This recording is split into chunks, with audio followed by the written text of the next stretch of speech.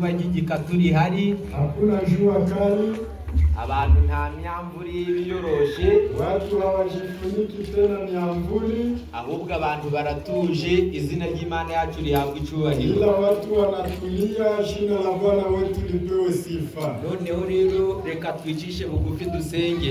Hivi sasa Turagushimye Data wera kubw'urukundo no kugira neza kwawe gutangaje, turacyahumeka kuko si kubw'imbaraga zacu nangwa gukiranuka, ahubwo ni ubuntu bwawe, izina ryawe gira rihabwa icubahiro. Tuje twangirijwe n'icyaha, tudatunganiye imbere yawe, turakwinginze ngo tubabarire gukiranirwa n'intege nke, utugirire ubuntu, utwambike gukiranuka k'umwana wawe, udukuremo imitima mibi yinangiye, uduhe umutima wizera kandi uca bugufi, k'iherezo tuzahabwa ikamba ry'ubugingo. Twizera tudashidikanya kuri abana natwe muri iri teraniro, ukaba igisubizo ku bibazo byose abawe bakuzaniye, tugataha twujujwe ubwiza bwawe, tukabishimira izina ryawe. Ababera bose bateraniye ukomeze kubana nabo, kandi ukomeze kuduhembura, utuvana mu ntege nke, utwambika imbaraga, tubigusabye mu izina rya Yesu, amen. Mu mwanya mwiza wo kongera kwigira hamwe ubuhanuzi, tumefikia muda mzuri tena wa kujifunzia pamoja fundisho la unabii, nguko twari hamwe ku isabato yashize, kama tulivyokuwa pamoja sabato iliyopita. tugize umugisha wo kongera gukomeza uyu munsi, izina ry'Imana yacu rihabwa icubahiro. Siku ya leo jina la Bwana wetu libarikiwe. Izina ryanjye jewe uri imbere yanyu ni Muhindo Benjamin, Jina lake anayekuwa mbele zenu mumelisikia, aho mbarizwa akaba ari mw'itorero. ni mshiriki wa kanisa hili la Majengo. Ndatekereza ko nta kindi kirenze aho kubijaniranye n'imyirondoro, Hakuna inayovuka hayo kwa ajili ya kujieleza kwake, ahubwo igisigaye ni uko buri wese asarira mu mutima, bali kinachobaki ni kila mtu kuomba kimoyomoyo, kugira ngo uyu mwanya utubere umugisha ili muda huu uwe wa baraka ku kwetu, bantu bose bagize amahirwe yo guterana, kwa wale waliobahatika kukusanyika, baba abato ndetse n'abakuru, ikiwa ni wadogo na kwa kugira ngo twibukiranye umutwe w'icyigisho turiga. tukumbushane kichwa cha fundisho tunachojifunza. Ndabaza mwene data Richard, Anauliza ndugu Richard, ku isabato tumegiye gucumbura n'ubuhe? kichwa cha fundisho tulilojifunza siku ya sabato ni la wapi? Nadufashe ahagarare kugira ngo asubize. Atusaidie asimame ili aweze kujibu. Mwene data Richard, Ndugu Richard ntabwo ari kwibuka. Richard aseme hakumbuki. Ntabwo Richard, mama Rebeka wari uhari? Mama Rebeka nawe wari uhari? Naye hakukuwa. None madame Muzungu wari uhari? Mke wa Mzungu je ulikuwa Umutwe hapo? w'icigwa wacu wavugaga ngo iki? Somo lilikuwa likisema nini?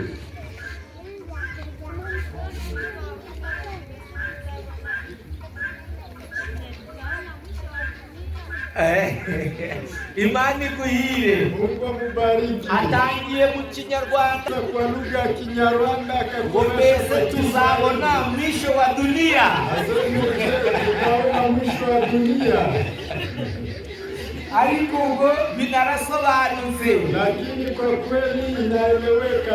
Mama Rebeka wabyumvise? Je, Mama Rebeka amesikia? Ni ukuvuga ngo umutwe w'icigwa turi kwigira hamwe, Ni kusema kichwa cha somo tunalojifunza ni ijambo riri kubaza ngo mbe tuzabona imperuka y'isi. neno linalouliza je, tutauona mwisho wa dunia? Kandi binaranditse mu nyugute zitukura. Na inaandikwa katika herufi nyekundu. Uruhande rumwe biri mu rurimi rw'Icyongereza, Sehemu nyingine ni kwa lugha ya Kiingereza. urundi ruhande biri mu rurimi rw'Igifaransa. Sehemu nyingine ni kwa lugha ya Kifaransa. Ni ikibazo kiri kubaza, Ni swali ambayo inaulizwa kuko mu bintu biriho biteye ubwoba, kwa vitu vinavyoonekana vya kuogofya. nta kintu giteye ubwoba n'imperuka y'isi. Hakuna kitu kinachoogopesha sawa mwisho wa ubwo dunia. uwo munsi uzaba usohoye, Wakati siku hiyo itakuwa, nta mucuruzi uzaja gucuruza, hakuna mchuuzi ambaye atauzisha. abatetsi ntibazongera guteka, Wapishi hawatapiga tena. abarwanyi barwanira ingoma za hano ku isi ntibazongera kurasa, Wapiganaji wanaopigania tawala hawataripua. drone mu kirere zizahagarara, Droni hewani zitasimamishwa. indege zizahagarara, Ndege nazo zitasimama. amafaranga yo bazayajugunya mu nzira, nibwo ibyanditswe bivuga. Zitatupwa njiani kulingana na maandiko. abari ku byuma muri kutuyomera, Wanaokuwa kwenye ufundi wanaleta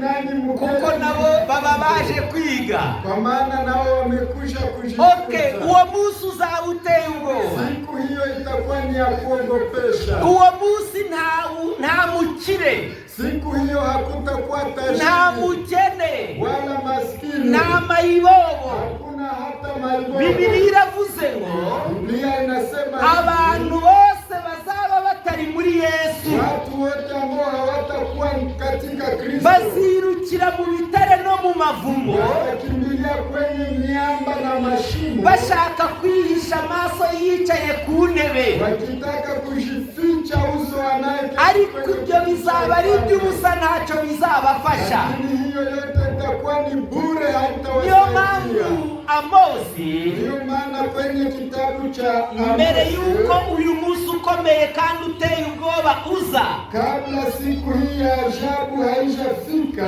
Imana mu rukundo rwayo, Mungu katika upendo wake, Amosi 3:7 haranditseho, Amosi sura 3 na mstari wa 7 nukuri Uwiteka ntazagira icyo akora atabanje guhishurira abagaragu bayo b'abahanuzi ibishwe byayo. Hakika Bwana Mungu hataweza kufanya jambo lolote pasipo kuwafunulia watumishi wake walio manabii. Haleluya! Haleluya! Nta kintu kizaba mu isi Hakuna kitu kitakachotokea duniani kizabaho Imana itabanje kugishurira abagaragu bayo b'abahanuzi. ambacho kitatokea kabla Mungu hajafunulia watumishi Niyo wake mpamvu manabii. twasomye umurongo wo mu byahishuwe, Ndio maana tulisoma kitabu cha umurongo Ufunuo, watubwiraga ngo mstari uliotuambia hahirwa basoma amagambo y'ubuhanuzi, heri anayesoma maneno ya unabii, hahirwa ndetse n'abayumva, heri kwa yule anayeusikia bakitondera ibyanditswe muri bwo. na wanashika sana Ikibazo yanayoandikwa. kikagaruka, Swali linarudi, wowe uduteze amatwi hano, wewe ambao unatusikiliza baba hapa, abasore n'abakuru, vijana hata na wakubwa, mbese ukunda ubuhanuzi kandi wumva ushaka kubusoma no kubumenya, unasikia unapenda usome na uelewe. niba ariko biriko kurahirwa. Ikiwa ni hivi ni Ariko niba udakunda ubuhanuzi, lakini ikiwa haupendi reka nkubwire ngo wabugushije ishano rikomeye cyane. kwamba unakuwa na ole Mu kubwa. gitabo cya Petero twasomye amagambo ari kuvuga Ndani ya ngo kitabu cha Petro tulisoma maneno, ngo dufite ijambo ryahanuwe, tunakuwa na neno la unabii. ngo dufite ijambo ryagenze ute. Sasa tunakuwa na neno la namna gani? Muzungu ngaho cungura, Mzungu ataendelesha hakomeje hagira ngo iki ngo iryo jambo ryahanuwe rimeze gute. Sema neno lililotabiriwa liko namna gani? Yanze Moyize ngo iryo jambo ryahanuwe rimeze rite. Moize aendelesha. Ariko dufite ijambo ryahanuwe. Asema tunakuwa na neno la lililotabiriwa. Moyize ari kwiyaranja ngo niryo kwizerwa. Moize anapita Urabubye ngo ngwiki aratirishije Moyize. Bibiliya iravuze ngo iryo jambo rirushaho kugenza ute. Biblia imesema kwamba neno hili ni imara, Bishatse kuvuga ngo ubuhanuzi, kwamba unabii iyo buhanuwe wakati umetabiriwa buba bukomeye, ni wa ajabu nta sana. kintu cyabubuza kuzura. Hakuna kitu kitazuia Nubwo imvura yagwa bwakuzura, hata mvua inyeshe, nubwo izuba ryava bwakuzura, nubwo abantu baje bure ngo butabuzuriraho bwabafata bukuzura. Reka mbereke ahangaha twize ku Isabato. Anawaonyesha mahali tulijifunza siku ya Sabato. Danieli igice cyaho ni icya kabiri, maze mwiga byasebutse. Ni ya pili. Danieli igice cyaho cya kabiri niyo twize. Danieli sura yake ya pili ni pale. Aho Danieli igice cya kabiri Eliya hatubwiye nk'uruki. Kwenye sura ya pili Eliya ntabwo yari ahari. Eliya hakukuwa. Eliya ntabwo yari ahari. Eliya hakukuwa. Danieli igice cya kabiri. Danieli sura ya pili. Twasanze nk'uruki madamu wa Danieli igice cya kabiri hari iyihe nkuru? Danieli sura ya pili kuna habari gani? Ngo hari wiki. Ngo hari mwifeza. Danieli kabiri ngo hari mwifeza. Danieli sura mbili yeye aseme kuna kuwa fedha. Mama uwase Danieli igice cya kabiri handitse mwiki hari iyihe nkuru? Mama uwase atuelezee kuna kuwa habari gani? Tugomba kwiga ibintu tugataha tubimenye. Tujifunze habari zote na tuzifahamu. Madame Jean Claude, Danieli sura ya pili muko habari gani? Ndiyo. Habari kwa ujumla Danieli sura ya pili tulipata unabii gani pale?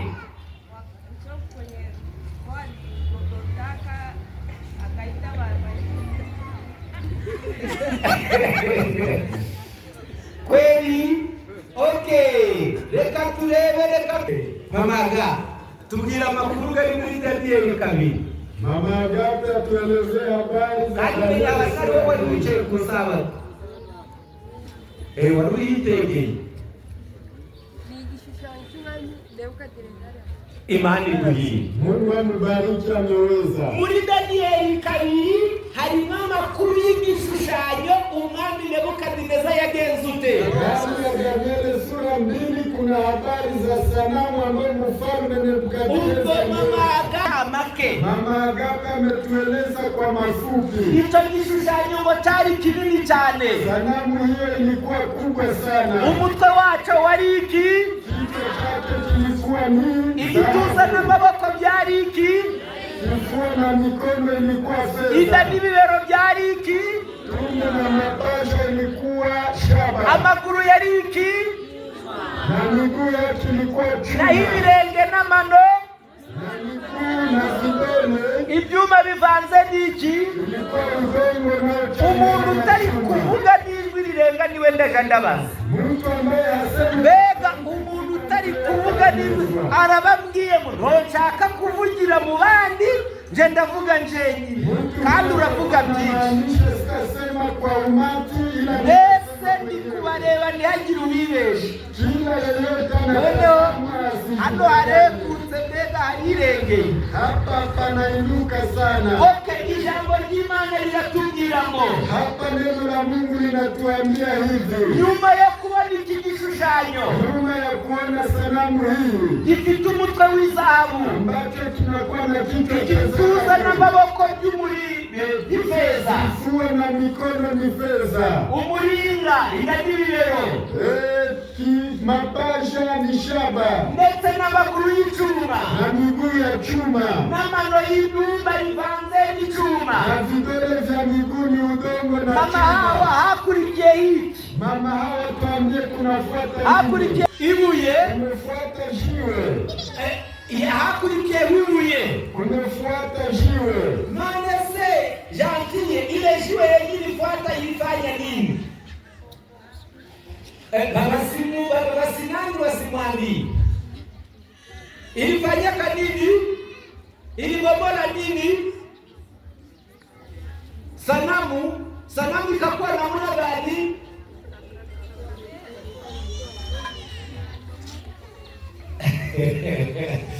Okay, moya kawe kikubita kubirenge by'igishushanyo.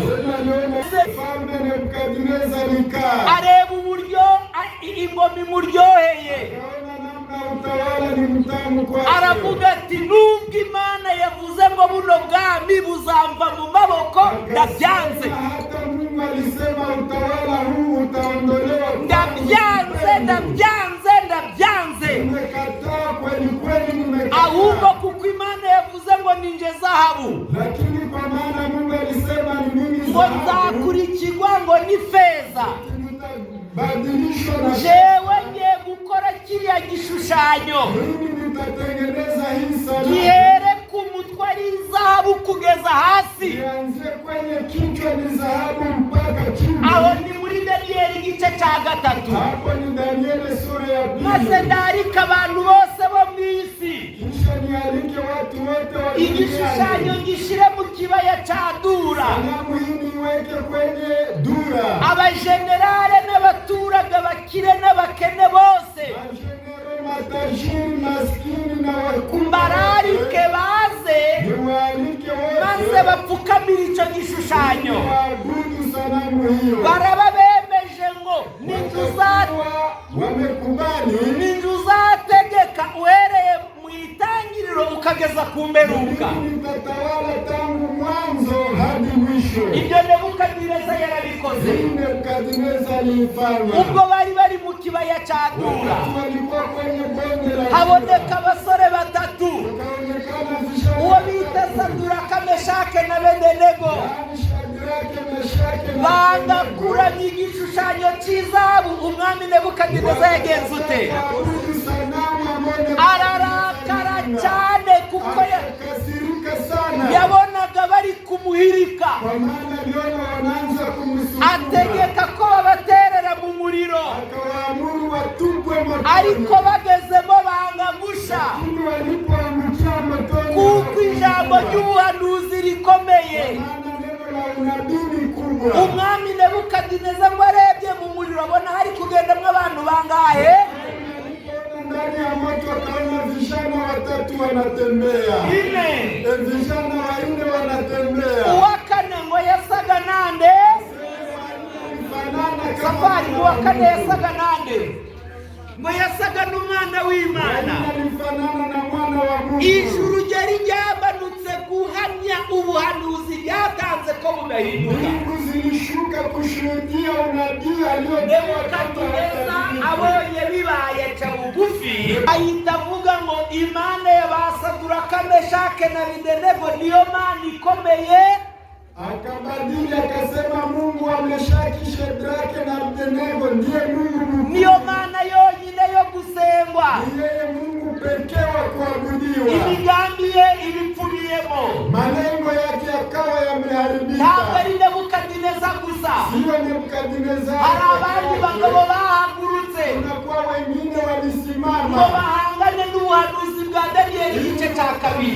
na unabii wa Danieli sura 2. Bigeze hano ku manono. Ulipofika hapo kwenye vidole, basonye ko ari ingoma zo mu minsi y'imperuka, kwamba ni utawala za siku za mwisho zizigabanyamo, ambazo zitagawanyika. bamwe bakaba bakomeye, wamoja watakuwa imara, abandi badakomeye, na wengine watakuwa dhaifu. hari abagabo b'ibihangange, watakuwa wanaume mashujaa, kuko Danieli yahanuye ngo kwa maana Danieli alitabiri ntabwo bazashobora kwiyunga tena ngo babe ubwami bumwe, hawatakubali kujiunga ili wawe tena mfalme ahubwo mmoja, bazakomeza gusandagurika. bali wataendelea kugawanyika. Hari abagabo bahagurutse Kunakuwa wanaume waliosimama bashaka kurwanya ubuhanuzi, ambao walitaka wapinge unabii. batese aka kajambo ngo ntibazahuza kavuzwe nande? Neno hili ambalo lilisemeka kwamba hawataungana lilisemwa na nani? Barahagurutse Walisimama bashaka imbunda zikomeye, wakatafuta silaha, bashaka abagwanyi benshi cyane wakatafuta wapiganaji kugira ngo wengi babumbire isi yose mu bwami bumwe. ili waunde dunia iwe Bigaragare ko Imana yabeshe, ionekane Mungu ni mdanganyifu. ariko dore uko byaje kuba. Lakini tazama jinsi Muri ilikuwa. kino gitabo cyo guhishura ibya Danieli urupapuro rwa 12 Ndani ya kitabu cha Ufunuo wa Danieli ukurasa wa 12 aranditse haravuze ngo pameandikwa hivi: nous avons mentionné un peu plus haut le nom des chefs militaires qui connaissaient ce chapitre et qui auraient aimé pouvoir l'arracher de la Bible. Ngo abayobozi b'ingabo benshi wafalme wa serikali nyingi ngo bagiye basoma igice cya kabiri cya Daniyeli, walisoma kitabu cha Danieli sura ya 2, kuko kivuga ko batazongera kuba ubwami bumwe, kwa maana inasema kwamba hawatakuwa tena utawala mmoja. ngo bakifuza kugikura muri Bibiliya. Wanatamani kuiondoa ndani ya Biblia. Napoleon Desire Sereine Européenne, uwo bita Napoleon, Anayeitwa Napoleon ngo yashakaga kunga Uburaya bwose ngo bube igihugu kimwe. alitaka kuunda Ulaya nzima ili iwe nchi moja.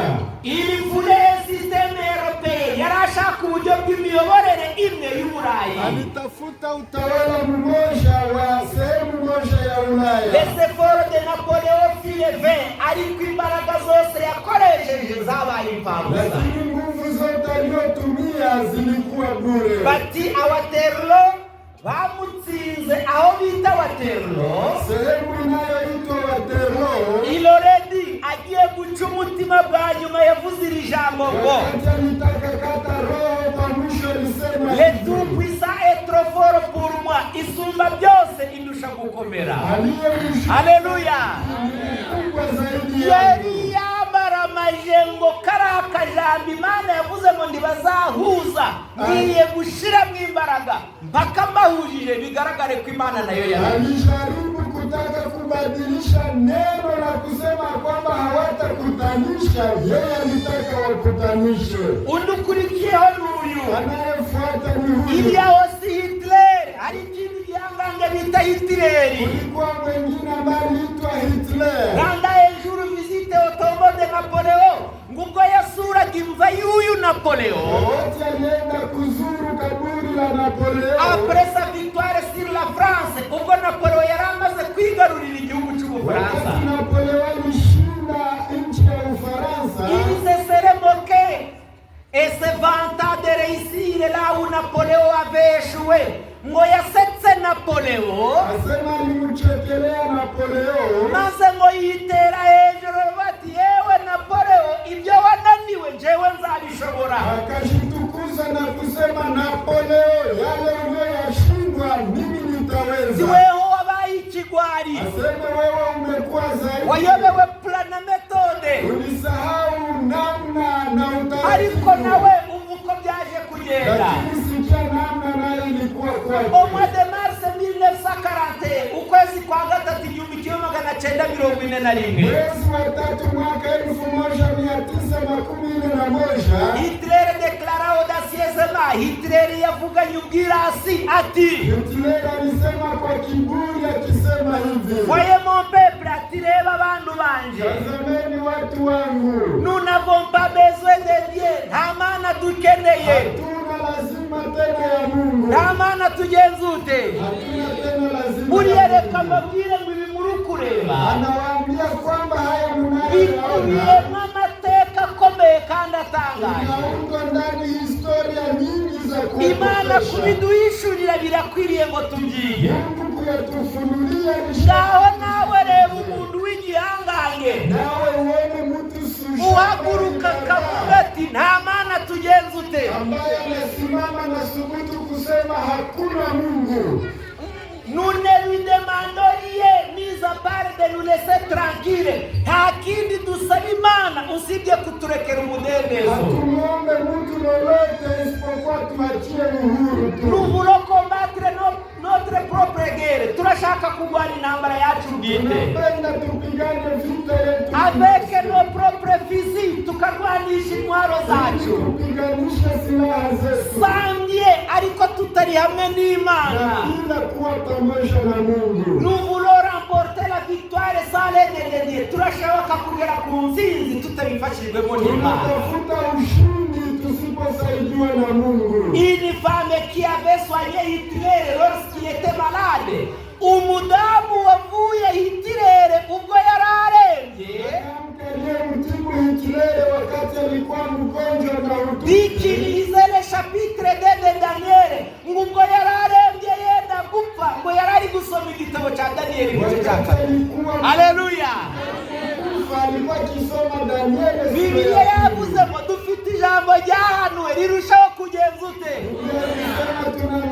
Buriya nubwo muri kubibona byoroshe, hata aliona ni nyepesi, ibi birakomeye cyane, lakini ni ngumu sana. Biteye abaperezida guhinda umushitsi, Inaacha mapresidenti kuogopa. abakomeye barabisomaga, Wanaume sujaa wanasoma. uyu nawe wari wigize igihangange, Huyu naye alikuwa amejifanya maarufu. yegereje gupfa, yari ari gusoma Danieli igice cya kangahe? Kufa alisoma Danieli sura 2. Lorski arivahomo ageze kw'iri jambo, Wakati alifikia neno hili, il ne seront point unis l'un à l'autre, ngo ntibazashobora kwiyunga ngo babe umwe. Arigera Inawezekana wajiunge ili wawe mmoja. araje ngo yararakaye, Alikasirika sana. ibisote sille ngo nubwo yararembye ngo yasimbutse ku buriri, Asema hata alikuwa mahututi, aliruka juu ya kitanda. esemete akriye maze atera hejuru ati, Akalalamika akisema, je remporterai la victoire, nzanesha, nzabigeraho. akasema tashinda na ataweza. Il ne réussit pourtant jamais. Ubwo buriri yabuvuyeho yabuguyeho nta nubwo yabigezeho. Lakini hakutoka juu ya hicho kitanda na hakuweza kuifikia. Haleluya. Haleluya. Il y en a d'autres encore, hari n'abandi babayeho. Unakuwa na wengine ambao waliishi. Louis XIV, Rudoviko wa 14, Unakuwa Louis wa 14. Charles Quint, l'empereur Guillaume de, abo bose ni abagerageje kuhangana na Danieli igice cya Ni kabiri. wafalme ambao walipambana na Danieli kwenye sura ya 2. Muri kino gihe Katika wakati huu, ikigiye kumanuka ni kariya kabuye. yanayotaka kushuka ni hilo jiwe. Twavuze ibya kariya kabuye gatangaje ndo turabisubiraho. Sema juu ya jiwe hili hatutarudilia. Mbese Amerika izashobora guhangana na kariya kabuye? Kupambana na jiwe hili. Uno ngo bari gukora ngo icyo bitaga ngo ingamba z'ubwirinzi, Leo hii wanatengeneza njia za kushikinga. ngo bagashiraho ngo ibibunda byo gusama ibisasu. Wanaweka silaha za kuchukua Ngaho se nibakore n'ikizasama kariya kabuye. watengeneze basi na silaha ambayo itakamata hii jiwe kuhewa. Kariya kabuye Haka jiwe. reka dukomeze noneho Tuendelee aho sasa. abantu bafitiye amatsiko. Mahali ambapo watu wanakuwa na hamu. Tugiye muri Danieli igice cya karindwi, Tunaingia kwenye sura ya Danieli sura ahari 7. inyamaswa zitandukanye. Mahali ambapo kunakuwa nyama aina tofauti. Danieli igice cya karindwi, Danieli sura yake ni ya 7. muri Danieli igice cya kabiri Kwenye Danieli sura yake ya 7 ni igishushanyo umwami Nebukadineza yarose.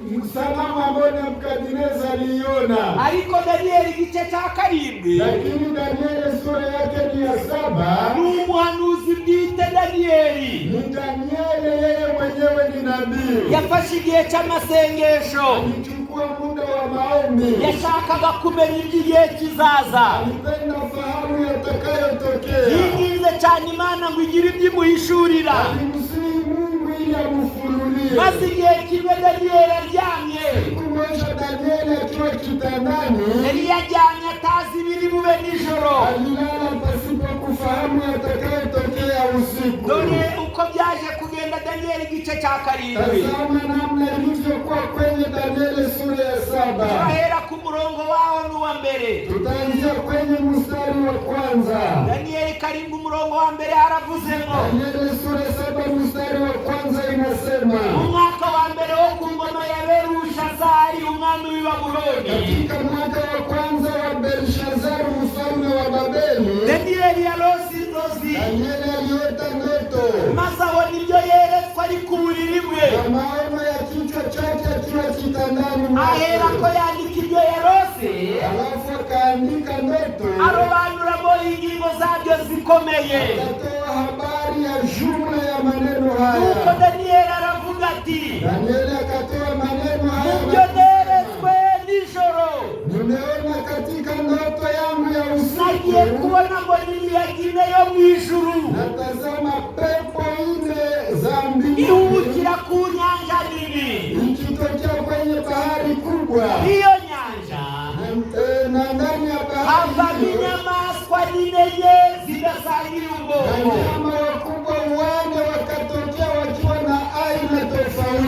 urakoze Megabi. Asante sana. Inyamaswa nyinenye zidasangiye iki? Nyama wale ambao wako tofauti. Ariko koko abari kwitegereza zino nyamaswa n'ubwoko bune umwe. Lakini anaona nyama hawa hamuoni wako tofauti. Reka nsome noneho. Atasoma sasa. Arakomeye aravuze ngo Akaendelea na iya mbere wa kwanza yasaga n'intare, alikuwa kama simba. ifite amababa nk'ay'ikizu, Na alikuwa na mabawa ya tai. nyanga amaso Ni akatazama. kugeza aho amababa yayo ashikuriwe, Niona mabawa yake yamefuturiwa manyoya. igahagarikwa ku isi, Akasimamishwa ulimwenguni. ihagarika amaguru yemye nk'umuntu, Na akapewa uwezo kama wa mtu. kandi yahabwa umutima Na nk'umuntu. alipewa na moyo kama wa mtu. Ndongera ngo n'inyamaswa ya kabiri isa n'idubu, Natazama nyama mwingine wa pili kama dubu. yegutse uruhande rumwe. Naye alinyanyuliwa upande mmoja.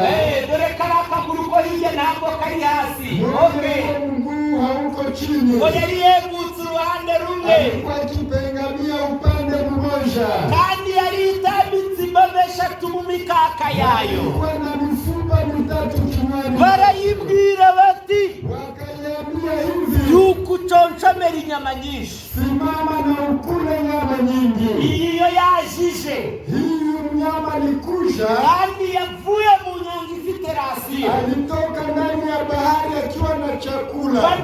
banarayongerera, Na wakaiongezea. barayibwira ngo Wakaambia mnyama huyu, yuko uconshomera inyama zingana zite. simama na ukule nyama nyingi. Umurongo wa gatandatu, Mstari wake, hanyuma y'ibyo mbona indi nyamaswa isa n'ingwe, nyuma hayo nikaona mnyama mwingine kama chui. ku mugongo wayo yari ifite amababa ane, Ndani ya mgongo wake kulikuwa mabawa asa mane, n'ay'igisiga, ambaye alikuwa kama ya tai. kandi yari ifite imitwe ine, Na alikuwa na vichwa vine. ihabwa ubutware Na akapewa uwezo karindwi. 7. Hanyuma y'ibyo nitegereje mu byo neretswe nijoro, Nyuma akatazama yale aliyoyaona usiku. mbona inyamaswa ya kane iteye ubwoba. Akaona mnyama wa nne mwenye Ese kuogopesha. koko bari kuyireba iteye ubwoba? Wanaona mnyama huyo si anaogopesha.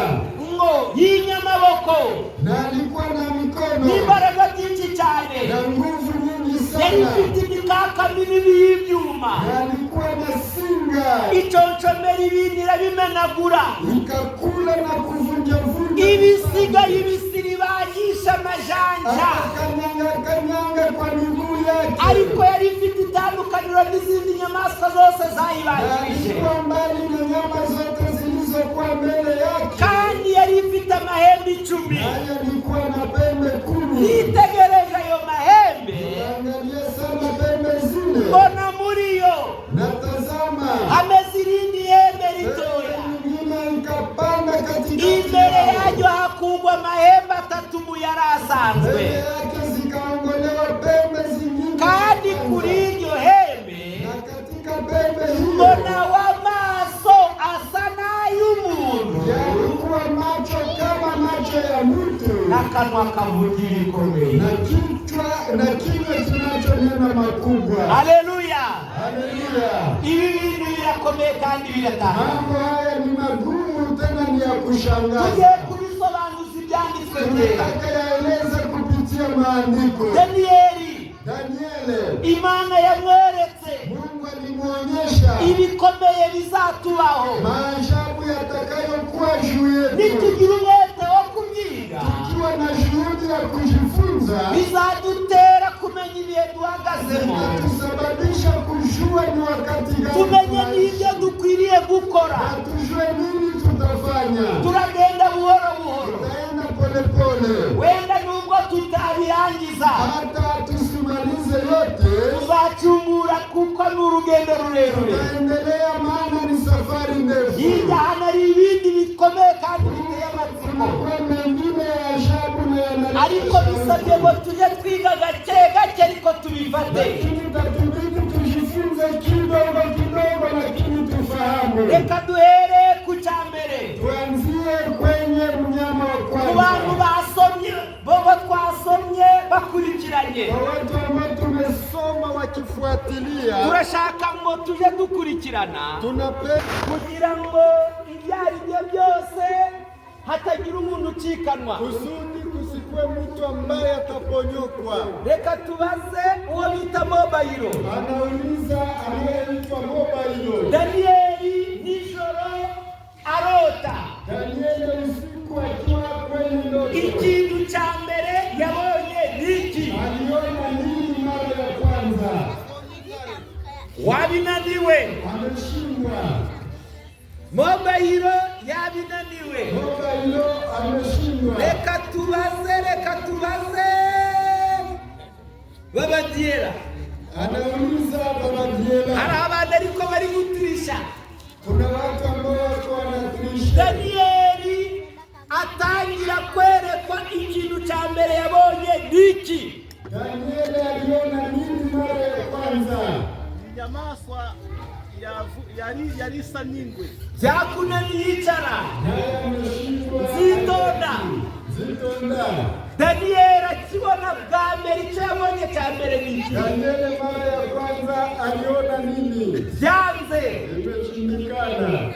Reka turebe ibinono Elisha ajya ni Elisha. Yoshua, uziko twari tumaze kumwibagirwa. Yoshua agarara utubwire Danieli mu gice cya 7 ikintu cya mbere yabonye niki? Danieli mara ya kwanza aliona nini? Twavuze ngo subiza uhagaze. Wanasema ajibu akisimama. Yabonye iki? Aliona wanyama wane. Byakunaniye. Rishare, Danieli yabonye iki bwa mbere? Danieli aliona nini mara ya kwanza? Aliona mnyama ambaye ana kichwa kama cha simba na mabawa kama ya tai. Ni sufuri pale. Reka turebe ku bantu base. Mama wase byakomeye. Uyu musaza Yarose imiyaga ine. Icyambere yabonye ngo yabonye imiyaga ine yo mwijuru ihukira kuki? Wowe uraja ku mwana wavutse usiga nyina. Buriya umwana yavuka atagira nyina. Mobayiro wabyumvishe? Asubire karindwi umurongo ntituje turataruka turukwiga.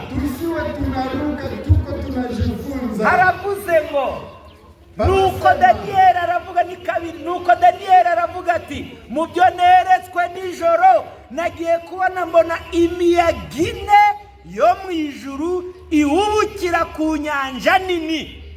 Nimeona katika maono yangu usiku, natazama pepo ine za mbingu zikivuma kwa nguvu juu ya bahari kubwa. Reka dusome inyanja niki? Anataka soma bahari ni nini? Ibyahishwe 17:15. Ufunuo 17 mstari wa 15. Ye gusoma maze mbaze. Anataka soma kisha ulize. Ati y'amazi wabonye. Ufunuo 15 inasema hivi. 17:15. 17 mstari wa 15. Nuko arambwira ati y'amazi wabonye. Akaniambia yale maji uliyoyaona Wa maraya yicaraho. pahali anapokaa yule kahaba Niyo moko. ni watu na makutano, Niyo moko n'amateraniro y'abantu n'amahanga n'indimi. na mataifa na lugha, Amoko, makabila n'amateraniro, na makutano, amahanga n'indimi. mataifa na lugha. Haleluya. Haleluya. Danieli yabonye imiyaga ine yo mu ijuru Huyu Danieli aliona pepo ine za ihubukira ku nyanja. ikichomoka ndani ya bahari. Madame ndabarinze ngo iyo nyanja niki? Anauliza hiyo bahari ilikuwa ni nini? Inyanja ngo niki? Bahari ya sema ni nini? Ntabwo ndikumva pe. asikie sauti iko chini. Turasomye inyanja niki? Tumesoma bahari nini? Na amoko Makabila. alikuwa na amoko na makabila. Amoko na materaniro Ni makabila na makutano. Haleluya. Haleluya. Mbese dukwiye kujya turiga tukabisiga hano. Tujifunze ibaki hapa. Bisabye ngo twige buhoro buhoro tubimenye. Tujifunze pole pole. Inyanja nini Daniyeli yabonye? Bahari kubwa Danieli. Na amoko, Makabila. amateraniro y'abantu, Watu. amahanga Mataifa. n'indimi. Na lugha. Haleluya. Haleluya. Ubwo yabonye Aliona pepo. imiyaga ingahe mbe Moize? Imiyaga ine yiroshe muki? Oya nshaka ngo muvuge mu mvugo isobanuye. Yabonye imiyaga ine yiroshe muki? Mu ndimi, mu materaniro y'abantu, mu mahanga n'indimi. Hata na lugha. Haleluya. Biracyari amarenga. Umuyaga ni ikirero, umuyaga ni intambara. Hii pepo ni nini? Ni vita. Haleluya. Haleluya. Hano twegereye ikivu. Hapa tunakaribia bahari. Iyo umuyaga gwiroshe mwa kiriya kivu bibaga Wakati zaruba imekuwa ndani ya hiyo bahari kunakuwa nini?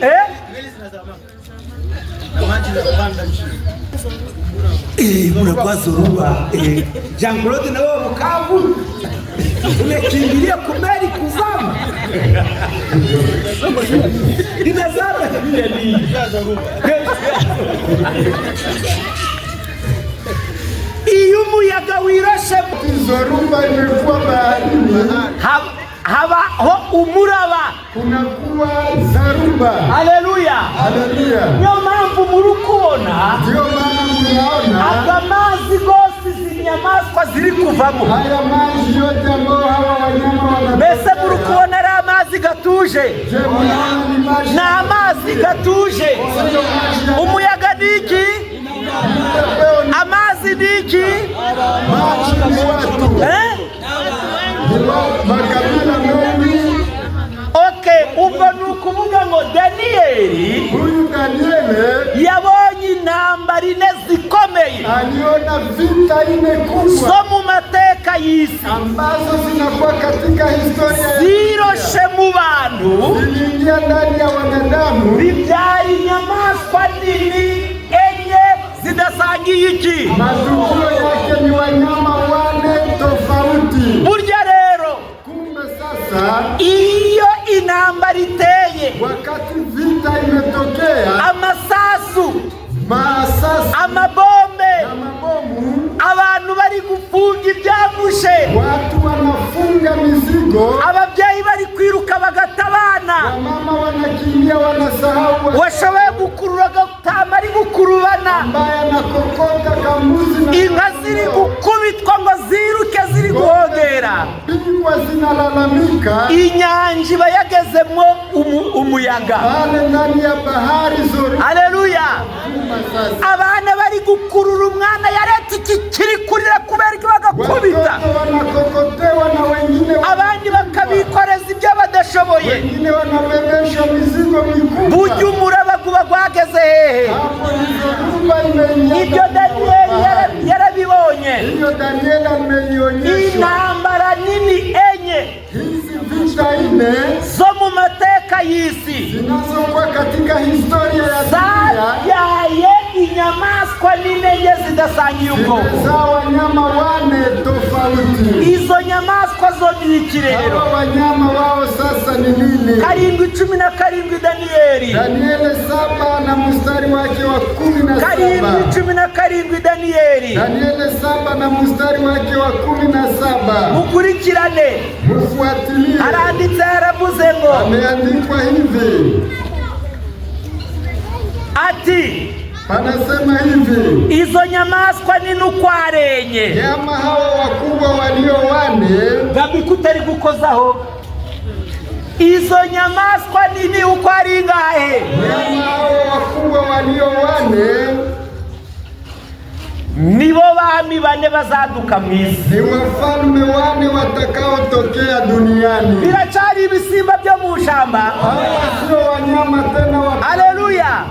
Haleluya. Kuri abantu bo mu madini, watu wa madhehebu babigeragaho wanapofikia kwa hivyo ibyo bisimba murukureba, wanasema hawa wanyama mnaowaona ni ibisimba bizaturuka muri pariki. aseme ni wanyama watatokea mparike ya Virunga. Bakanabivuga amazina, wanasema na majina yake, bakavuga n'amaparike bizaturukamo, wanasema na maparike zenye watatokea ndani. Ariko Bibiliya duhishuriye ngo izi nyamaswa ni n'ukwarine. Biblia imefunua hawa wanyama wane nibo bami bangahe bazaduka mwisi watakaotokea duniani. Uje rero duhereye kungwe, Kumbe tukianzia kwenye mnyama wa kwanza, uko twizi ubwami butandukanye ku gishushanyo, kama vile tulijifunza ufalme tofauti juu ya sanamu, ntabwo biratugora. haitatuchosha Reka tena. nongere mbaze, Anataka uliza tena, ese ku gishushanyo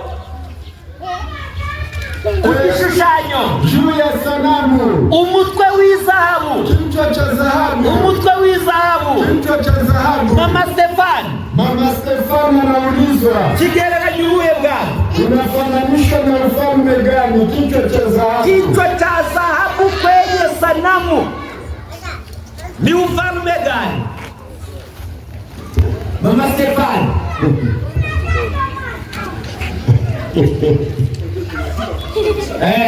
Hapa ni masomo. Ndio. Haiko ya kuchukua. Okay. Haruni mtumutamo na baba. Kuko wenyewe wako wanashificha hivi wasiulize. Baba Rebeka. Baba Rebeka. Baba Tuaruari. Okay. Umutwe w'izahabu ni uwe bwami? Anauliza kichwa cha dhahabu ni ufalme gani? Bwana Nebukadineza. Gitu gani bw'abaki? Inaitwa Abakongomani, nunga Tanzania, nunga Abanyasudani, nunga Abanyakenya.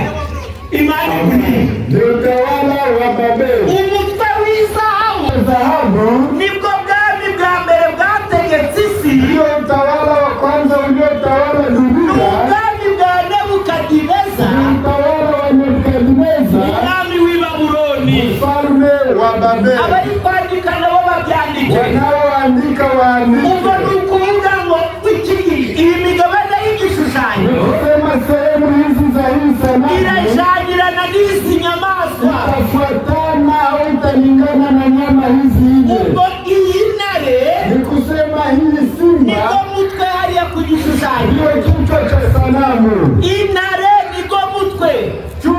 Simba ni kichwa cha sanamu. None se Sasa ubw'intare hii simba ibaye umutwe w'igishushanyo, ambaye imekuwa kichwa cha sanamu, ubw'intare ni ubuhe bwami? Ntibizerwa, hivi simba ni ufalme wa watu. ntibizerwa. Ariko umutwe w'igishushanyo cyo uzi icyo ubwami bishushanya. Anamuuliza kama ile kichwa maana yake nini? Umutwe w'igishushanyo ni ubuhe bwami? Kichwa cha ile sanamu ni ufalme gani? Luka. Asimame. Umutwe w'igishushanyo ni ubuhe bwami? Kichwa cha ile sanamu anaulizwa ni ufalme gani? Ni ubwami bwa Babeli. Koma tuhagarare, hagarara unari kuruhuka. Asimame na iko Umutwe anapumzika. w'izahabu ku gishushanyo ngo ni ubwami bw'i Babuloni. Kichwa cha dhahabu ni ufalme wa Babeli. Ko ntibizerwa avuze, Ni hivi uravuze ngo umutwe w'izahabu tumesema kwamba kichwa cha dhahabu ni nayo ntare. na ni hiyo hiyo tu simba. None ntare ubwo buraba ubuhe bwami? Sasa hivi simba itakuwa ni mnyama gani? Ni ufalme gani? Simunongoneze Wasimwambie. Imeshindikana. Haleluya. Haleluya. Turi kuvuga gutya ngo tuko tunasema hivi, hizi nyama ine zijaniranye n'imigabane y'igishushanyo, fananishwa na hizi sehemu ine za sanamu. noneho umutwe w'izahabu Kichwa sasa ya dhahabu na niyo ntare, na ni hiyo tu simba. imigabane y'igishushanyo Sehemu ya sanamu hii n'ubwami butandukanye, ufalme tofauti. inyamaswa zitandukanye nabwo n'ubwami. Hawa wanyama wane tofauti nao ni ufalme. None niba mumaze kubyumva, Sasa ikiwa mumesikia ubw'intare ni ubuhe bwami mbe wayisaba? hii simba itakuwa ni nini Aisa?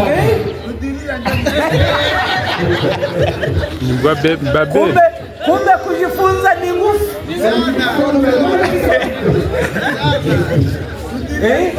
Mbe muyobozi ansiedere, wabonye uko kwiga bugera ingufu?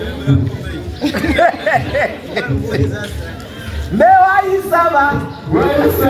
Ndi kuvuga ngo Iko nasema hivi, imigabane itandukanye y'igishushanyo hizi sehemu ine tofauti za ile sanamu n'ubwami butandukanye, ni ufalme tofauti, kandi twarabwize na tulijifunza. urukubyuka neza. Je, unakumbuka Izahabu ariko mutwe ni ubuhe bwami? dhahabu hiyo kichwa ni ufalme gani?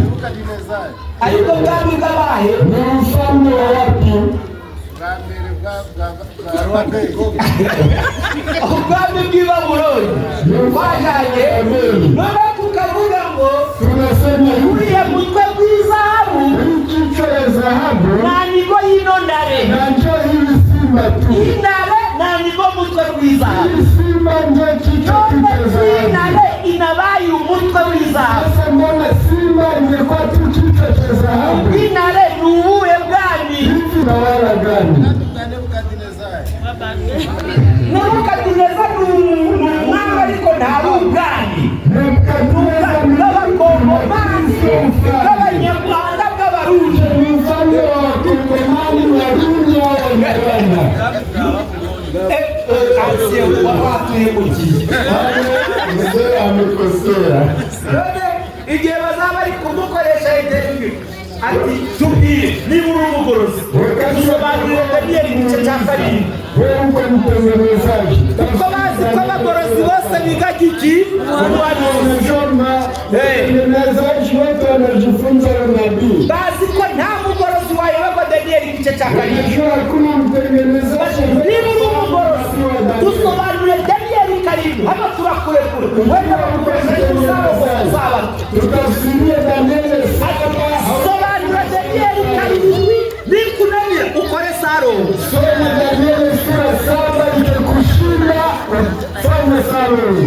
Bewayisaba uzavuga ngo inyamaswa ya mbere y'intare ni ubuhe bwami? Walisaba utasema ufalme wa kwanza ni ufalme wa wapi? Okay. Asante. Ubwami bwa hehe? Ni utawala wa Babiloni. Ijambo rya Bibiliya ryavuze ngo iyo ntare yari ifite amababa ngahe? Biblia ilisema mnyama huyo alikuwa na mabawa mangapi? Mane. Amababa abiri. Mabawa mawili. Ayo mababa, Haya mabawa, ibisiga nibyo bigira amababa. ndege ndio wanakuwa na mabawa. Ariya mababa Haya mabawa sasa agereranya kwihuta ku rugamba kw'ingabo z'i Babuloni. tafsiri yake ni uharaka wa vita wa majeshi ya Babeli. Mu ntambara baja gufata ibihugu ngo babitegeke. Katika vita wakienda haraka kuchukua maeneo na manchi watawala. Iyo ni intare, Hiyo ni simba ari nabwo mutwe. na ndio kichwa. Iyi ngoma ya mbere Utawala huu wa kwanza yahereye mu mwaka wa 605 mbere ya Yesu. ya mwaka wa 605 mbele ya Yesu Kristo. Aho mwandike Hapo mwandike kuko hari igihe kuzarongo bakubarira ubwami ukabishongo n'ubw'i Babuloni bakakoza bwahereye mu guhe mwaka. kwa maana wakikuuliza kusema huu utawala ulianza. Hari igihe wasanga umugorozi waguye ari uri gukoresha saro. Kuna wakati unaweza kukuta mtengenezaji Uzuhanuzi. ndio anasimamia sana. None wewe bona ubw'i Babuloni ego ntabishoboye. Sema ni Babuloni. Vuga umwaka Sema mwaka. bikaba birakwabije pale kushinda. fata isuru Kamata jembe. nubwo ujagayo ntatujaga gukorayo icyiza nuko wakora Sarongo. Hakuna kazi yako mwatengenezaji, fanya Sarongo. Ubwami bwahereye 605. Utawala huyu ulianza mwaka wa 605. Abana bacu ndo bazi Precious. Watoto wetu hawajui 605 njo ngapi? 605 ni ngapi mfransa? 605. 605. Bako na kwambia. Sisa eze. Wanasema ni Lakini wamekwambia. Hawajui Kiswahili.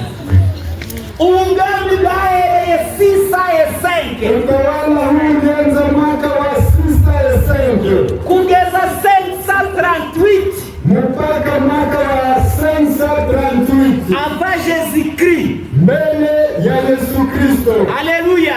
Haleluya.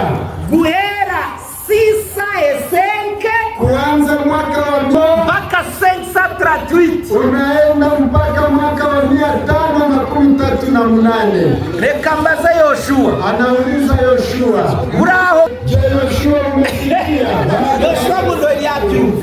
Yoshua hajasikia. Hii ufalme ilianza mwaka gani kaisha mwaka gani?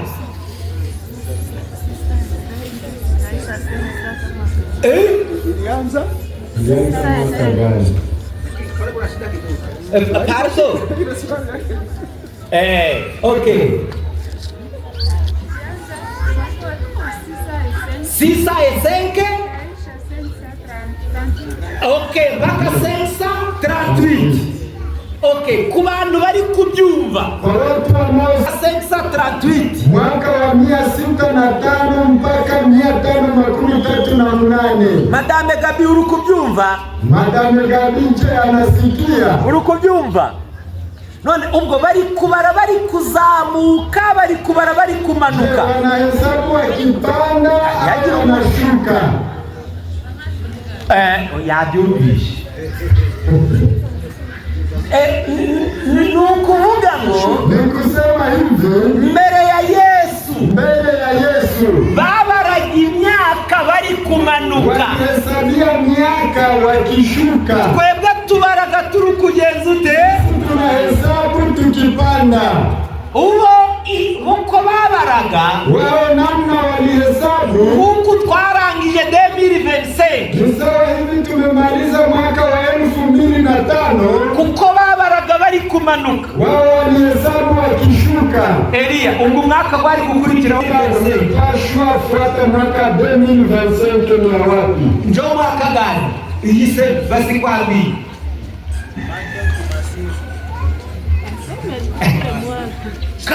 kama unafika mudeni na itaombo hesabie miaka huko na shuka usipande. Mwaka yenida pande ni mwaka gani? Ariko buja mwabonye uko kwiga bigoye. Kujifunza iko ngumu sana.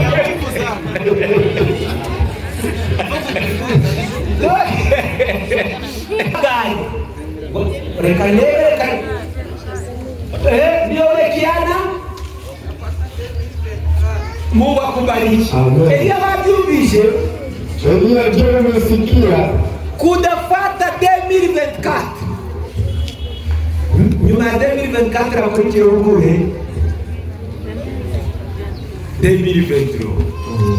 Okay, sasa tunamaliza Simba, yaani kichwa cha dhahabu, ufalme wa kwanza wa Babeli. Demisha. Okay, turangije ubwami bwa mbere. Tumemaliza ufalme wa kwanza. N'ubwami bugereranya umutwe w'izahabu. Ni ufalme unaolingana na kichwa cha dhahabu. Inyamaswa bukagereranya intare. Kwa mnyama unalinganishwa na simba. Kuntare bufite amababa.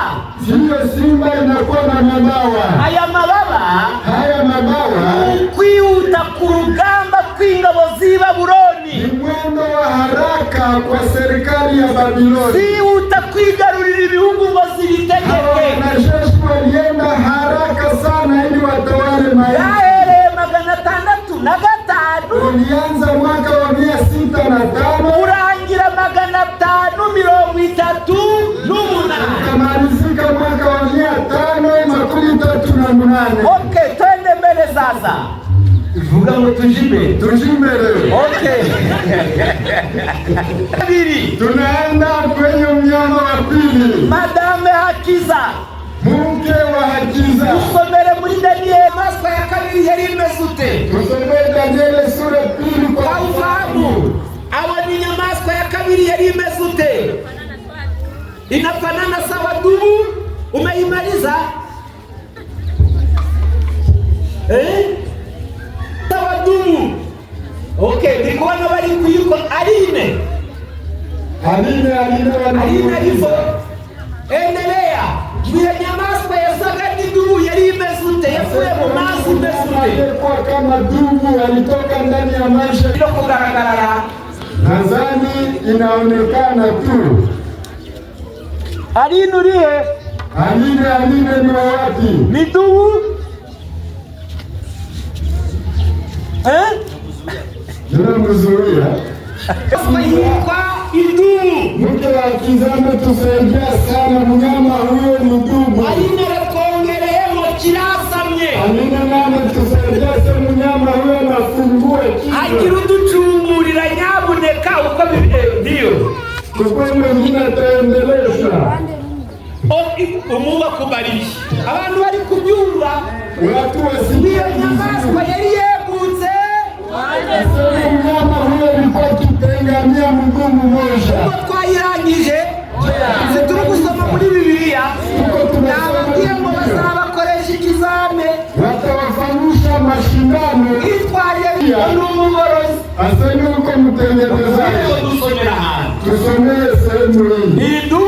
Ndugu irasamye. Inafumua. Yegutse uruhande rumwe. Inapengamia upande mmoja. Yoshua mara hiyo jikaze mbali. Yenyewe inasemewa kwa mnyama wa pili. Kunakosa nini? Iko na mifupa ngo yari ifite imbavu itatu. Alikuwa na mifupa mitatu. Uko hari icyo bayibwiye iyi nyamaswa, hari icyo bayibwiye mnyama huyu. Kuna maneno aliambiwa. Mama Stefani balimwambia nini huyu? Aseme barayibwiye ngo ngwino uconjomere inyama zinganite nyinshi. Mnyama huyu. Murakoze cyane. Asante sana. Reka tugende gake gake. Twende sasa pole pole. Inyamaswa ya kabiri. Mnyama huyu wa pili. Iyi nyamaswa ya kabiri. Mnyama huyu wa pili. Nicyo kituza n'amaboko. Ndiyo kifua na mikono. Kugishushanyo cya Nebukadineza. Sanamu ya Nebukadineza. Uko turi kwiga. Kwa maana tunajifunza. Mama Hawa. Dufashe igituza n'amaboko. Kifua na mikono ni ufalme gani? Kandi ubwo twarabyize kusaba. Na tulijifunza siku ya Sabato. Igituza n'amaboko ni ubuhe bwami? Kifua na mikono ni ufalme gani? Madame Deo. Ni ubwami bw'Abamedi n'Abaki. Abamedi n'Abaperesi. Mama Hawa, igituza kigiraga amaboko angahe? Nabiri. Tunauliza kifua kinakuwa na mikono miwili. Karama kuri hejuru y'ukundi. Hii mikono jinsi mnaona, ingine iko juu ya ingine. Nicyo kigereranya none duye kutse uruhande rumwe. Inafananishwa na huyo dubu ambaye anapengamia upande mmoja. Bitandukanye n'ubundi bwami ambaye ni tofauti na utawala mwingine. Ubwami bwa kabiri ambaye ni utawala wa pili. Bwari ubwami buhuriweho n'amoko abiri. Ulikuwa ni utawala unaundwa na kabila mbili. Abamedi n'Abaki. Ni Wamedi na Waperesi. Ubwo bamwe bari bafite imbaraga gusumba abandi. Maana yake ni utawala mmoja ulikuwa juu na mwingine ulikuwa chini. Ubwami bw'Abamedi n'Abaperesi rero. Utawala wa Wamedi na Waperesi. Reka mbaze ikibazo. Safari. Ubwagiye mu buhe mwaka? Utawala wa Babiloni ulisha mwaka gani? 338. inaisha mwaka wa 538. Ubwo bivuze mu bwami bw'Abamedi n'Abaperesi. Inasemeka utaperesi Uhereye aho ubwami bw'i Babuloni burangiriye. umeanzia mahali ambapo utawala wa Babiloni uliishia. Ubwo buhereye 538. Umeanzia mwaka wa 338. 338. Okay, ukarangira muri 331. Inaisha mwaka wa 531. Marayo mahesabu za mwisha. 531. 338. Okay. 331. Buhereye muri 538. Inaanzia mwaka wa 538. Bukarangira muri 331. Inaisha mwaka wa 331. Ubwami rero Huu ufalme sasa ari ikintu gikomeye cyane Bibiliya ivuze. unakuwa neno ngumu sana. Biblia imesema Inyamaswa yavuye mu nyanja ifite imbavu 3. mnyama huyo alitoka baharini akiwa na mifupa 3. Bishatse kuvuga mu bwami bw'Abamedi n'Abaperesi. Unataka eleza ufalme wa Wamedi na Waperesi. Bari inkora amaraso, Walikuwa wanangashi damu, bamenaga amaraso nta kibatangira. walimwanga damu bila kuwa na kizuizi. Izi mbavu 3 Mbavu hizi 3 kinywani mwake ni amahanga 3 batsembye barayarimbura. ni tawala 3 ambazo waliangamiza. Ubwami bwa mbere ni ubwa Babuloni, Utawala wa kwanza ni wa Babiloni, ubundi ni ubw'Abanyegiputa, mwingine ni ya Wagiriki, ikindi ni igihugu kitachumvikana cyitwa Lidiya.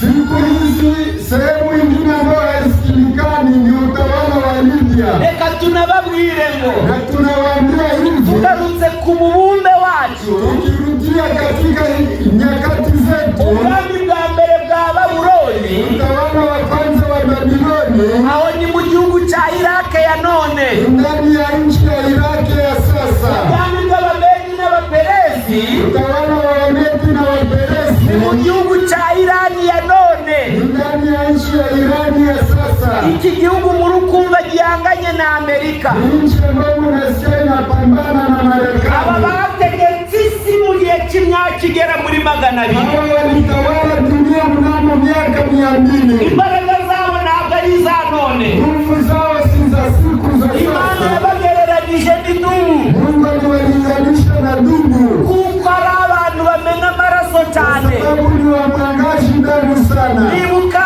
ejo bundi ubwo bari bahanganye na Isirayeli. Anakumbuka juzi wakati walipambana na Israeli. Haleluya. Haleluya. Mama hapa iko na swali. Ni Babuloni Ya kwanza ni Babeli. mbavu 3.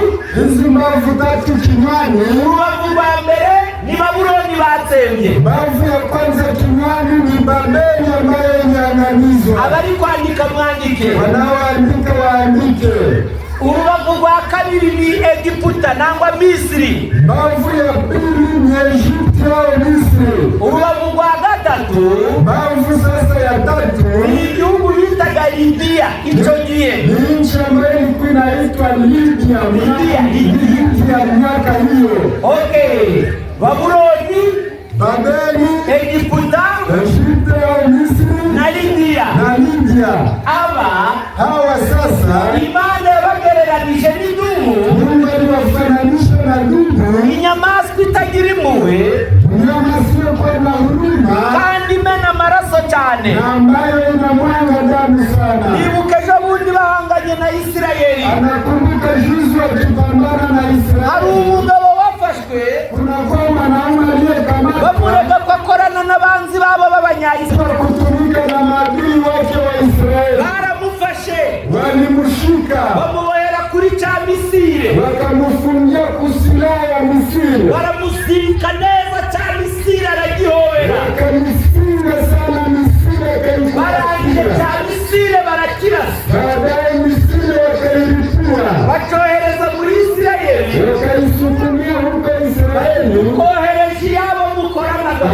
tunakusukumia kwenye mnatumikana igihano cy'urupfu na hasa wanakuwa na malipo ya kifo. Umuntu wese ugaragaza kurwanya ubutegetsi, kila mtu yeyote anayepiganisha utawala aramumanika.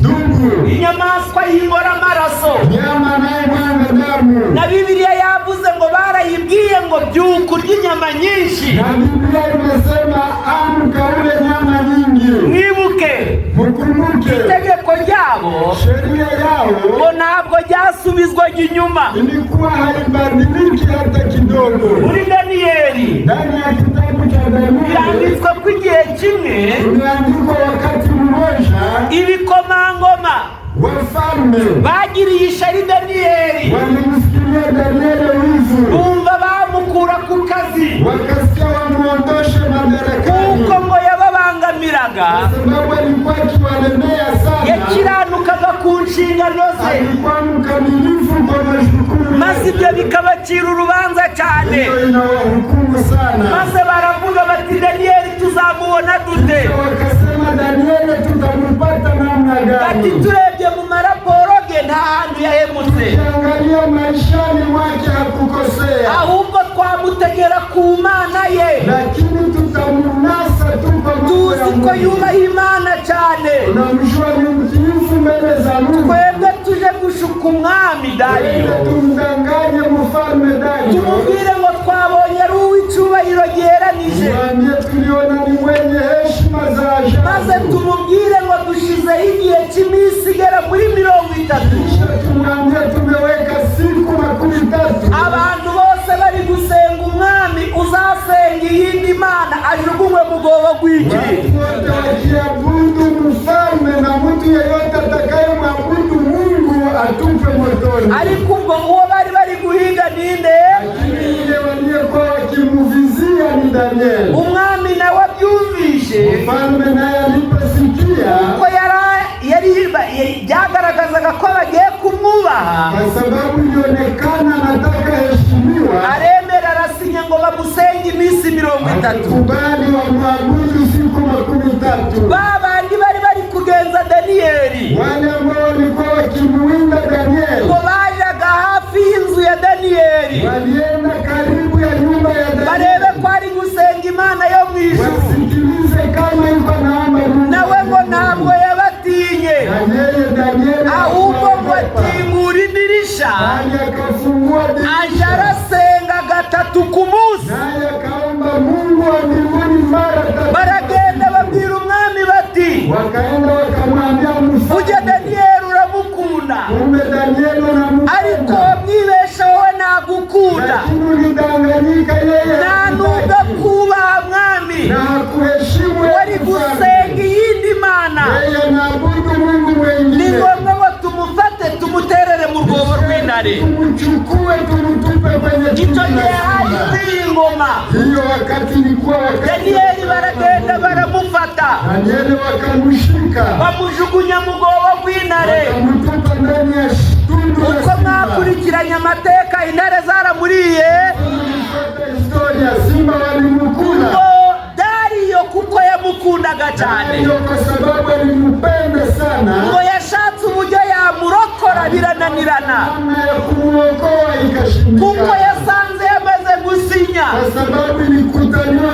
adashobora kwivuguruza. na haingeweza Ati badilisha. nabimenye burya Daniyeli ni wowe bahigaga. Kumbe nimejua Danieli ni Ati wewe ariko utakaye. mbe Daniyeli, Lakini sasa yeye Danieli, genda Imana yawe iri bukugwanirire, wende Mungu wako atakupigania. umuseke kare kare. Asubuhi Umwami mapema, yaraye adasinziye, mfalme hakulala usingizi, yabyutse mu gaseke ari kuja ku rwobo rw'intare. aliamka asubuhi mapema kwenda Ageze hafi y'urwobo aravuga ngo Daniyeli, Daniyeli. alipofika karibu ya tundu ya simba akaita Yagiye Danieli, kumva Danieli. yumva ngo karame mwami. Alienda sikia Danieli anaitika, Daniyeli amubwira ko ngo Imana itabonye ko yacumuye kuri iyo nangwa ku mwami, ni hapo Mungu aliona kwamba mfalme aliona Danieli hakukosea Mungu na mfalme, ko kubw'ibyo Imana yamurinze intare. kwa kweli Mungu amemulinda na simba. Umwami yahise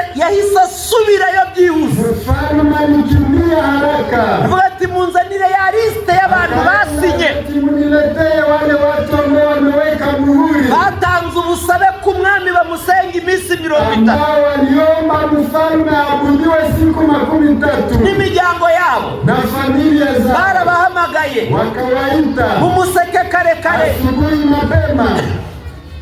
abantu bibaza ibibaye, Watu wakajiswali nini? bamwe bagira ngo bagiye guhabwa promosiyo, Wengine wakazani wanaenda pewa promosio kabisa. bari bari mu byishimo kuko bahamagawe ibwami. Wakafurahi kuona wanaitwa na uwo buri mfalme. wese yitabana n'umuryango we, Sema kila mtu aje na familia yake. bose barabazana Wote wakaja kwa bageze furaha. ibwami. Walipofika umwami ati mwese tudurwa, mfalme akawaambia ninyi wote mshipange mstari ubwoba bw'intare. kwenye tundu la bantu simba. batese ku bwoba bw'intare tugiye kugira utebe. Walishiswali tunaenda fanya nini kwenye bagezeyo umwami yari afite ibanga ko Daniyeli ari muzima. Walipofika huko mfalme alikuwa na bo bari bazi ko ibya Daniyeli byarangiye. walijua Danieli hayuko tena. umwami ahamagara Daniyeli ati Daniyeli, Mfalme akaita Danieli, zamuka uve mu bwoba bw'intare. panda na utoke ndani ya tundu la simba. Daniyeli akimara kuvamo,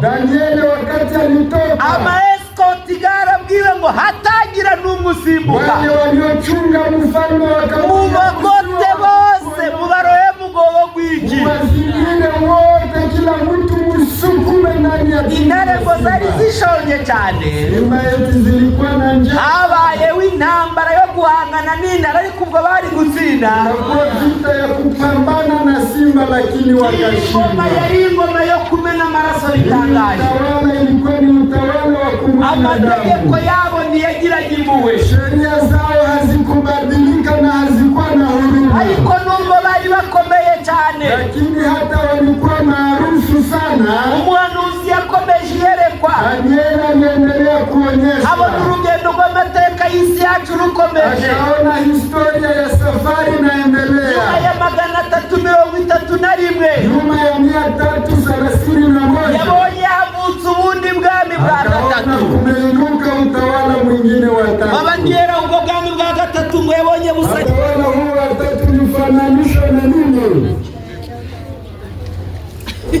inyamaswa iteye ubwoba yari ifite imitwe ine.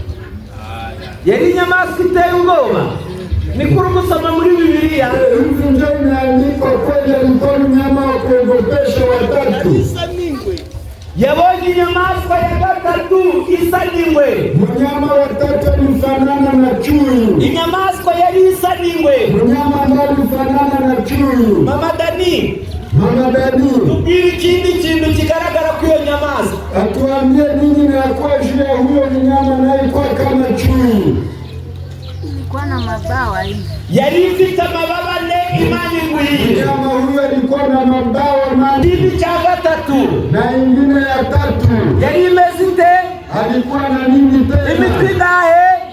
Alikuwa na vichwa vine. ubu ni ubwami bwa gatatu. Huu ni utawala wa tatu. mu by'ukuri mu nyamaswa zose zibaho, Kweli nyama zote tunazozijua, kama chui niyo nyamaswa yihuta kuruta izindi, mnyama anayejua kukimbia kushinda zingine, igira umuvuduko w'ikirenga, anakuwa na haraka ya kutisha. iyo iri kwiruka yirambura, Wakati nakimbia na imejinyorosha, bigera ubwinga yayo ishobora gukora hasi. inafikia wakati na tumbo inagusa chini. yakwiruka kilometero 200 ku isaha, Inaweza kimbia kilomita 200 kwa saa moja, ariko kuwo muvuduko uteye ubwoba lakini kwa mwendo wa haraka unaoogopesha. ayongereye n'amababa ane. Na ameiongezea tena mabawa mane. ubwo ni umuvuduko ng'uw'umurabyo. Hivi ni mwendo wa haraka kama radi. kandi nanone ingwe Na hivi hii ni chui inyamaswa y'inyamayeri, ni nyama inayokuwa na ujanja kenshi ntabwo ishobora kukurya murebana amaso mu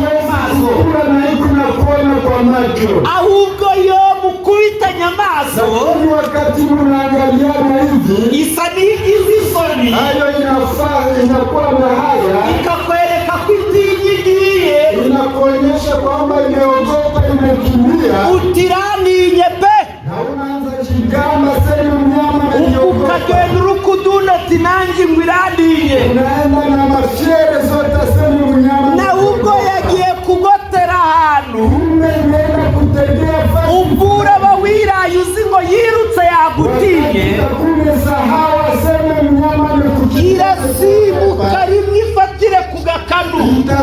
tu mara moja na kubana kushingo. uri inyamaswa yiwe Huyu mnyama wa chui no mu mafilime muzabi berebe ya mafilme ni mtaionaka. inyamaswa ikunda kugota Ni mnyama ambaye anapenda kutega cyangwa se gukigico au kukutega tu usifahamu. noneho rero inyamaswa Huyu mnyama sasa ubwami bwa gatatu bwategetse ni isi utawala wa yule uliotawala dunia.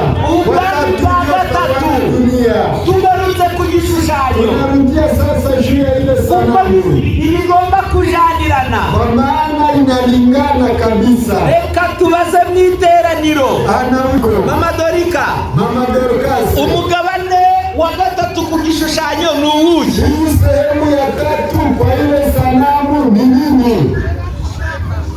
Ni shaba. Ni shaba. Okay, ufalme gani?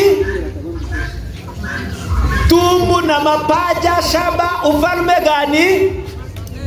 Wa Babeli.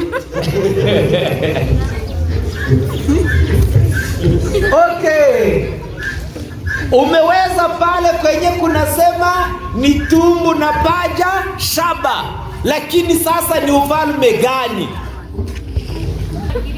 Imani Mungu amubariki. ubwami bwa gatatu ku gishushanyo bw'Abagiriki. Kwenye hapo kwenye Sanamu. mapaja ya Tumbu na sanamu, paja. tumbu na mapaja kwenye sanamu ni utawala wa Uyunani. Okay, ubwo nimwe nayo iraba ubwami bw'abahehe Hizi na b'Abagiriki. hiyo sasa nayo itakuwa ni utawala wa Ugiriki. impamvu yabaye ingwe Sababu iliyoacha inakuwa chui kandi igahabwa amababa na inapewa mabawa mane, ni uko ingoma y'Abagiriki ni kwa sababu utawala wa hawa Wagiriki au Wayunani yatangijwe n'umusore ukiri muto ilianzishwa na kijana ambaye alikuwa ngali mdogo Alexandre Mukuru, ambaye walikuwa wakimwita Alexandre Mkuu. Alexandre le Grand. Alexandre Mkuu na Alexandre le Grand.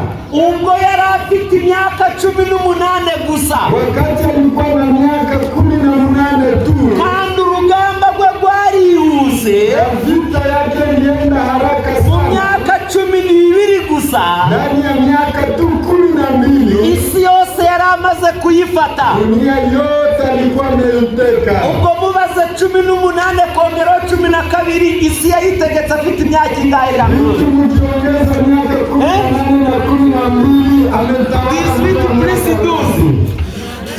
30. Umeanza rekile. Ubwo yategetse isi afite imyaka 30. Alitawala dunia akiwa na miaka 13. Noneho dufashe iyi nyamaswa Mnyama huyu yari ifite imitwe ingahe? asema ilikuwa na vichwa vine. Uyu musore w'imyaka 30 Huyu kijana wa miaka 13 ntabwo yatinze ku ngoma ye, hakukawia kwenye utawala wake. amaze imyaka 32 Alipomaliza miaka 32 y'amavuko ya kuzaliwa, yakoze ibirori alitenda karamu yo kwishimira intsinzi ya ye. kufurahia ushindi na Muri utawala ibyo wake. birori Ndani ya utawala wake yanyweye inzoga nyinshi, alikunywa pombe nyingi ashaka sana. kwerekana ko uko yashoboye gutsinda isi ariko yanywa n'inzoga nyinshi gusumba abari mu isi bose. Anataka onyesha namna alishinda dunia na aonyeshe kwamba nawashinda kunywa na pombe. Maze iyo nzoga iramuhitana, Kisha hiyo pombe ikamuua,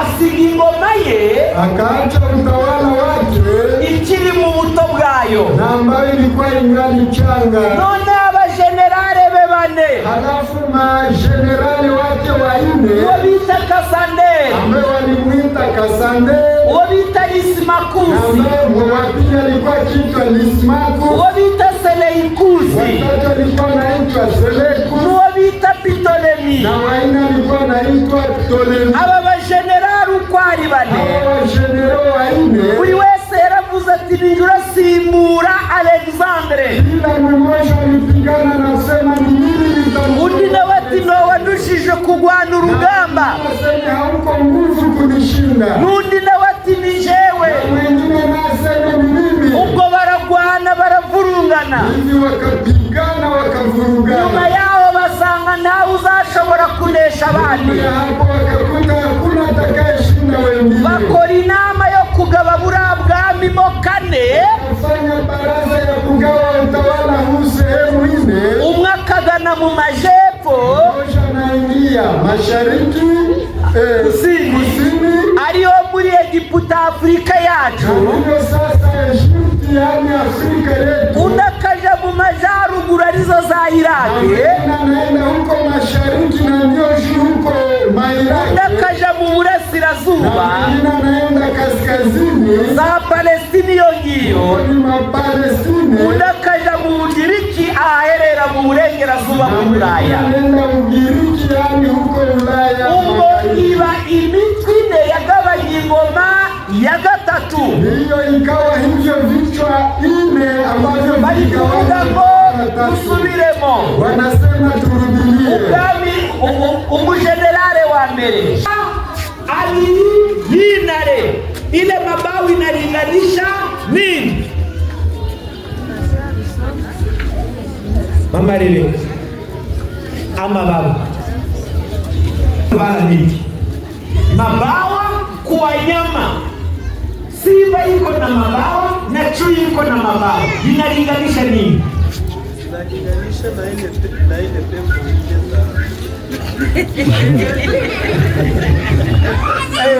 asema yana tuambia sema vinalinganisha na pepo ine za baharini.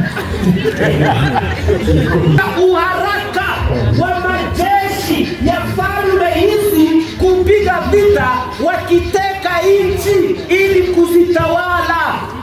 Haleluya. Amen. Mabawa inalinganisha uharaka wa majeshi ya falme hizi kupiga vita, kuteka mataifa ili kuyatawala. Rudia ndani hiki. Revision akose kama kutakuwa mwenye atauliza, lakini tuliuliza ya kutosha. Mimi nawaza watu wamevielewa. Ni vile hapa tulisema kichwa donc sanamu ya Danieli sura ya pili imigabane y'igishushanyo cha Danieli gice cha kabiri.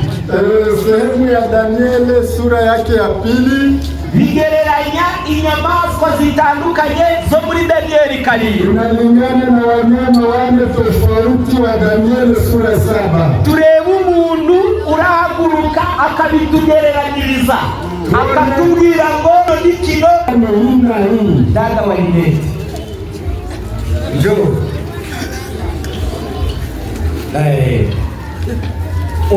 unakuja hapa unakuna tulinganisha.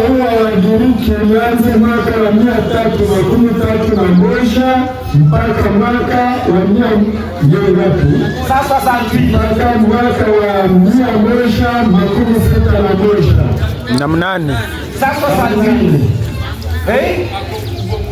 gatatu k'Abagiriki. Utawala wa tatu wa Wagiriki uhereye 331 unaanza 331 ukagera ku mwaka w'168 unaishia mwaka 168. Mina hano ndatekereza ko abo kubaza twababajije hapa wameulizwa kandi byize twabikurikiranye na tunajifunza tukifuatilia. ntabwo byose twabirangiza, yote hatutamaliza, ahubwo utaha Imana nibishobora tuzahera ku nyamaswa ya kane. Mungu akitujalia siku zijazo tume waende. Babajije kwa sababu aliyotarajia kuuliza ni wauliza. Imana ikomeze kuduhishurira ibishwe byayo, Mungu aendelee kutufunulia yanayofichwa kwake, kandi ikomeze kuduha umwiteguro wo guhagarara neza muri iyi minsi iheruka. atupe msimamo mzuri katika siku hizi za mwisho. Yesu nagaruka azadusange twiteguye mu izina rya Yesu. Tuko tayari katika jina la Yesu.